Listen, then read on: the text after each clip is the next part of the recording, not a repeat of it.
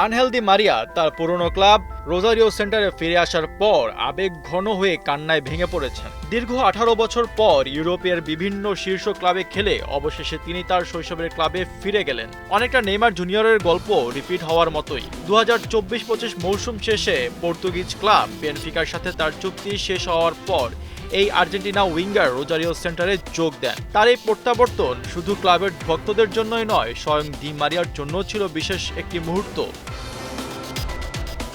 Rosario সেন্টারে তার দ্বিতীয় অভিষেকের সময় নিজের আবেগ ধরে রাখতে পারেননি। চোখের জল মুছতে মুছতে দি মারিয়া জানান, এই ক্লাবে ফিরে আসা তার স্বপ্ন পূরণের মতো।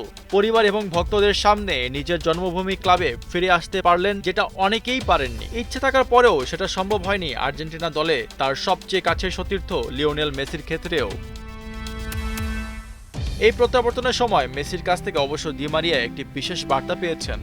তার বিস্তারিত অবশ্য প্রকাশ করেননি এই আর্জেন্টাইন তারকা, তবে এটি নিঃসন্দেহে তার এই বিশেষ মুহূর্তে আনন্দ আরও বাড়িয়ে তুলেছে।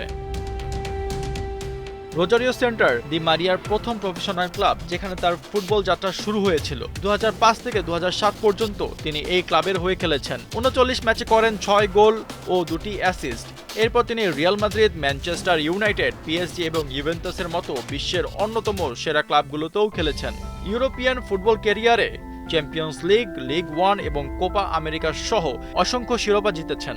সর্বশেষ ফিফা ক্লাব ওয়ার্ল্ড কাপে বেনফিকার হয়ে করেন 4 গোল, হয়েছেন আসরে হাইয়েস্ট স্কোরারদের একজন। রোজারিও সেন্টারে তার ফেরা ক্লাবটির ভক্তদের মধ্যে নতুন করে আশার সঞ্চার করেছে এবং স্থানীয় লিগে এই ক্লাবটির শক্তি বাড়াবে বলে আশা করা হচ্ছে।